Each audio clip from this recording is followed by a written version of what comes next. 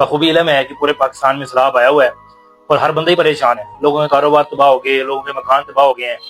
अब आप देखें इसके आने की वजह क्या है। क्या इसके जिम्मेदार मैं और आप हैं?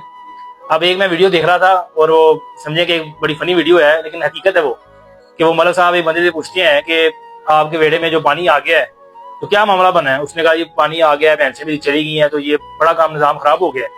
तो उसने आगे से जवाब क्या दिए, उसने कहा भैन जरा तुम 5 किलो दुध पा के 5 किलो पानी पा के 10 किलो दुध किया है, वो पानी सारा इकट्ठा होके आ गया है।